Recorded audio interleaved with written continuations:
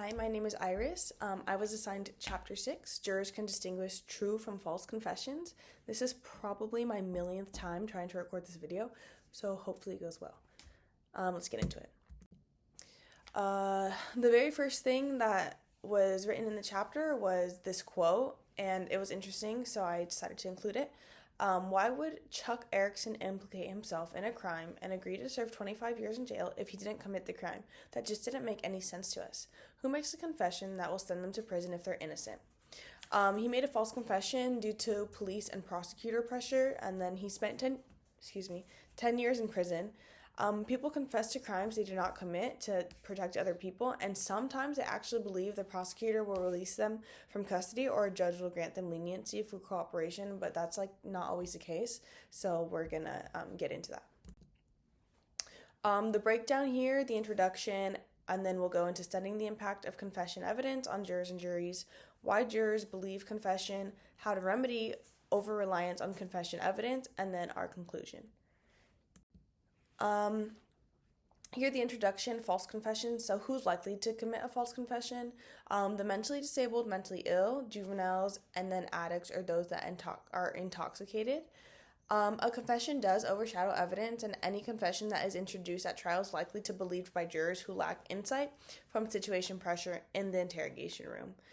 Juries provide no obvious safeguard. So even if there's direct evidence that someone else committed this crime, if the individual who did not commit the crime still admits to committing the crime, the jury is more likely to believe that they committed the crime because juries don't understand why someone would falsely confess. So if you confess, you're automatically guilty. And then our chapter focus are jurors and juries having difficulties distinguishing between true and false confessions. They convict both guilty and non-guilty. And then obviously convictions still occur even if evidence contradicts confessions. Studying the impact of confession evidence on jurors and juries. Can you hear the beeping too? I can hear beeping in the background. But anyways, research method used to assess the impact of confessions are surveys, mock trials, and archival analysis. Surveys are probably the easiest to do. The other two require a little bit more work. And the question to ask for research was whether and how a false confession might have tainted the police investigation and jury trial. Continuing on, the general beliefs are that people can understand that others might succumb to the pressure of interrogation. So there is that capability, but individuals believe they would be immune to the pressure and never falsely confess. You don't really know until you're in that situation. Like here I am, I would say, I would never falsely confess. But if I'm in that situation, you don't know about all the external factors that would be, quote unquote, forcing me to confess or my motive to confess. False evidence ploys are more coercive than the true evidence ploys. And then they believe truly innocent people can resist pressures and maintain innocence. Pressure is a hard one because think about peer pressure. People will say, oh yeah, peer pressure will never get to me, but peer pressure actually gets to a lot of people even if they claim like, oh, nothing will ever happen. So it's basically like that. And then it says white jurors had more confidence in police than non-white jurors. Non-whites were probably more likely to agree that they would falsely confess to both a minor and more serious crime. Continuing on, the impact of evidence on mock jurors. The empirical question was, how does confession evidence compare with other common and powerful forms of evidence in terms of impact on jurors? People have a hard time discounting confession evidence. Here, Arizona versus Fulminate. I think it's Fulminate. Confession evidence is essentially similar in degree and kind to other forms of evidence. And then the cast and experimental research, there's a couple, but I grouped it all together here. Regardless of pressures exerted on the suspect during the interrogation, mock jurors who knew about the confession convicted more often than those who did not. And the effect was even after a judge gave an admonition to discount the confession, it appeared to be coerced. Continue. And then here we have the fabricated or also known as false evidence. There are three kinds. the demeanor false evidence, testimonial false evidence, and scientific false evidence. We can see that the first one says, claim that the suspect's appearance or demeanor during the interrogation suggests that he or she is guilty. Second one indicates to the suspect that an eyewitness, conspirator, or surveillance camera has placed him or her at the scene of the crime. And then the third suggests that scientific analysis of evidence recovered at the scene of the crime, like DNA or other forensic testing. And then it also stated that implicit ploys are just as deceptive as explicit ploys. This camera mirroring thing is really throwing me off right now. I'm so sorry. The secondary confessions. So what are secondary confessions? They're confessions that come from third parties. Even when false, they may be persuasive because people think if somebody else says that they saw it, why would they be lying? They don't have anything to do with it. We're going to believe them. Mock jurors exposed gave higher rates of convictions and then more influential than other forms of testimonial evidence. The impact of confession evidence on real juries. Evidence that jurors convict on false confessions. Police-induced false confessions play a huge role. They actually occur in more serious cases because of the lack of eyewitnesses. Police work harder to solve high-profile cases, and they tend to use psychologically coercive techniques. Here they gave an example of some capital cases, and actually 350 wrongful convictions, and 14% were because of false confessions. And then down here in red, I put many false confessions are unacknowledged. Obviously, we can't account for everything, so that's that. Why jurors believe false confessions. Common sense cues people to make judgments. Common sense cues people to make judgments. I don't know why that was so hard for me.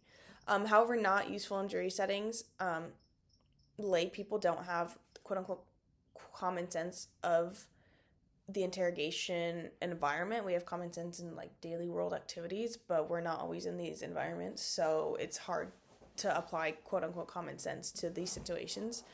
Lay people are only slightly more accurate than chance at detecting truth from deception. I believe the book was barely over 50%. It might have been 59%, so it's not very high. Take most assertions at face value and assume the truth.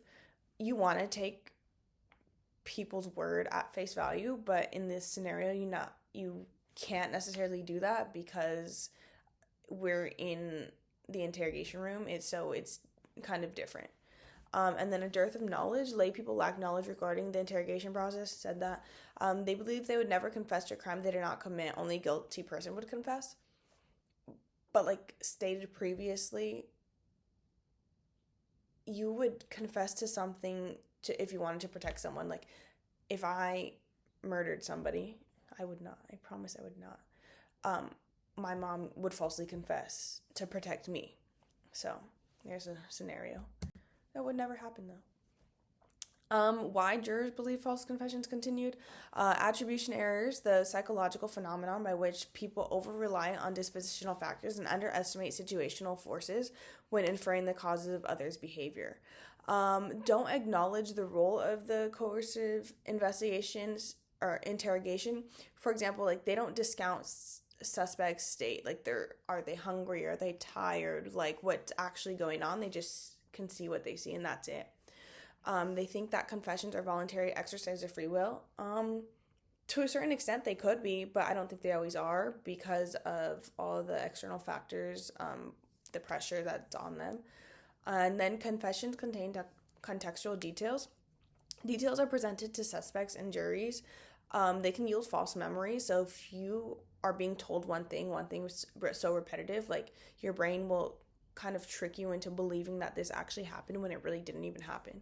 And then little reason to doubt authenticity.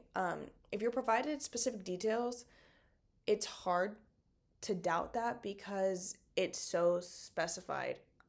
You're not really going to question that. So that's difficult. Why jurors believe false confessions continued still. Confirmation bias is the tendency to seek out and interpret information in a manner that conforms one's suspicions or beliefs and to avoid or reject information that counters it. So it's basically just hearing what you want to hear because you already believe something. You only pay attention to the details that you're looking for and kind of disregard the rest, like selective hearing, selective listening, selective hearing. You get the point. Basically, just like a matching game. An example given was in Norfolk 4. 4 men confessed falsely to rape and murder, and they just wanted to wash everything away because it was so overwhelming.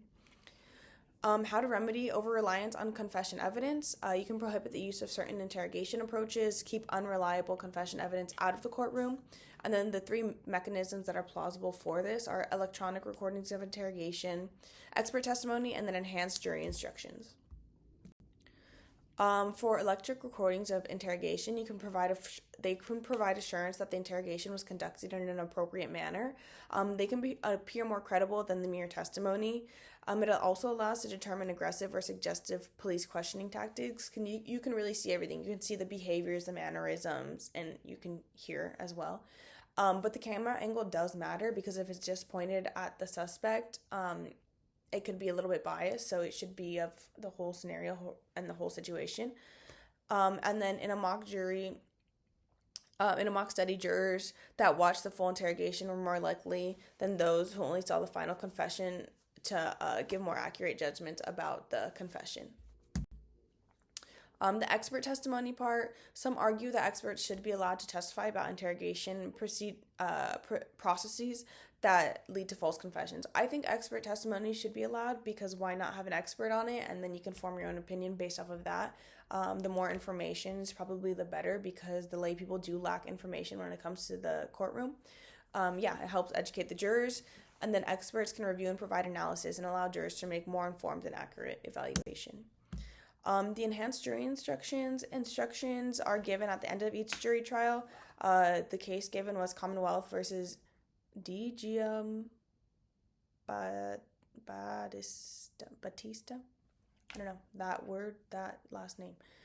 Defendants are entitled to a cautionary jury instruction when confessions are obtained without being electronically recorded. And that was a lot of information to throw at you at one time, but here's a conclusion to break it all down. Some helpful steps to reform jury decision-making in confession cases are the 3 that I just mentioned. Record some interrogations, improve the utility of jury instructions, and then provide expert testimony when appropriate. I think it's more appropriate than not, so I think that would be good. Borrow from the efforts of England and Wales. Seek information from interviewees to move investigations along, and interviewers are not allowed to lie or present fabricated information. Don't really tweak the evidence. Influence of information gathering produces fewer false confessions and more true confessions than accusatorial methods. Some final words I just wanted to say: jurors are capable of evaluating confessions, but they lack accuracy, and presentation of evidence influence their decisions. So I think I have one more slide. Oh, that was it. And I hope you enjoy your Thanksgiving, and I hope you enjoyed the presentation.